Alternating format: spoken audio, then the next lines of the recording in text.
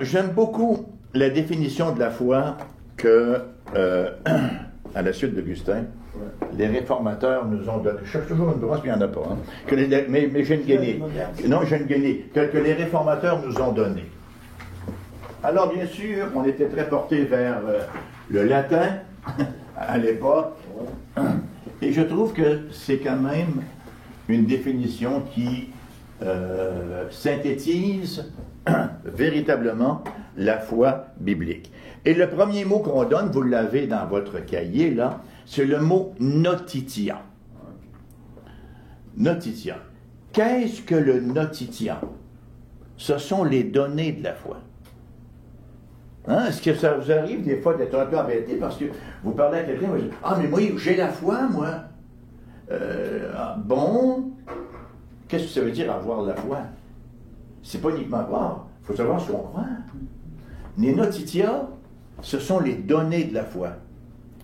Lorsque Jude, le frère ou le demi-frère de Jésus, écrit son épître, hein, on va regarder dans Jude ensemble.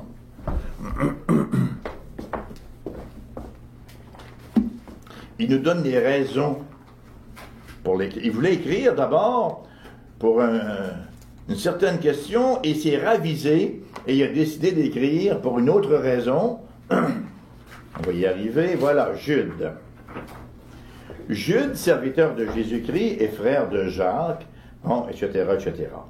Verset 3. Bien-aimés, alors que je désirais vivement vous écrire au sujet de notre salut commun.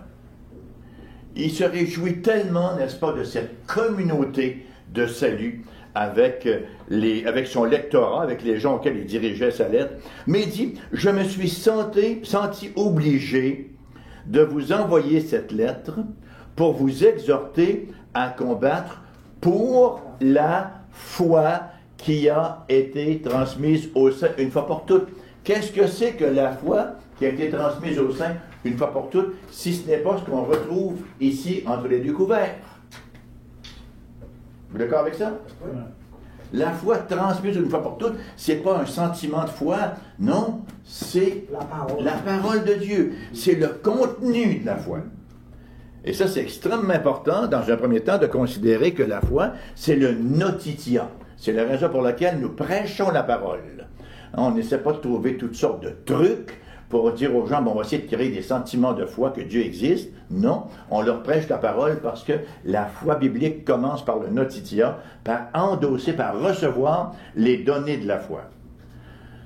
Le deuxième mot que nous avons, c'est le mot assensus.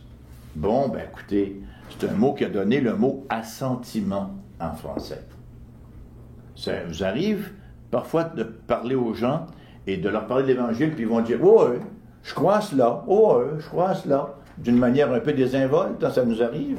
Ils donnent leur assentiment. C'est intellectuel seulement. Alors, l'assentiment. Oui, je donne mon assentiment à ça. Il y a beaucoup de gens qui donnent leur assentiment à la foi. Hein, vous avez des Américains, par exemple, que lorsqu'on prend les statistiques, c'est énorme. 74% des Américains croient en Dieu. Qu'est-ce que ça veut dire, maintenant? Hein? Les statistiques. Même chose pour les Québécois. Qui croient?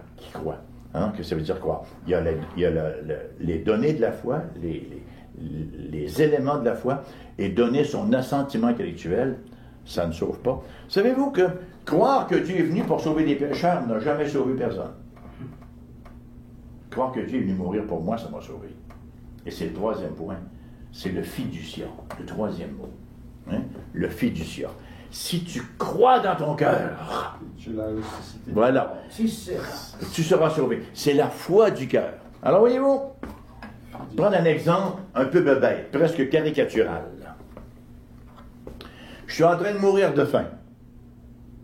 Je sais que je suis au pied d'un bâtiment, d'un édifice, et je sais qu'au 10e plancher, au 10e étage, il y a un restaurant qui offre des repas gratuits. Ça ne m'empêchera pas de mourir de faim, ça, le fait que je sache cela. Je le sais et je donne mon assentiment et je dis même aux autres, vous avez faim? Ben allez au 10e étage, il y a un restaurant qui offre des repas gratuits. Je peux dire ça à 10 millions de personnes, mais tant que moi-même, je ne prends pas l'ascenseur pour y aller, je vais continuer de crever de faim. C'est ça le fiducia. Il y a les données de la foi, ce qu'on doit croire. Oui, je traite cela, je le comprends intellectuellement. Je ne suis pas obligé de comprendre exhaustivement les 66 livres de la Bible, mais je comprends les éléments, n'est-ce pas, du salut, que le Christ est mort à la place des pécheurs, hein? Une mort substitutive, une mort vicariale qui satisfait pleinement les exigences de la justice de Dieu, et je m'approprie ça pour moi-même, et je me consacre au Christ Jésus. Ça, c'est vraiment la définition de la foi. Alors, c'est vivant, donc, une foi comme celle-là.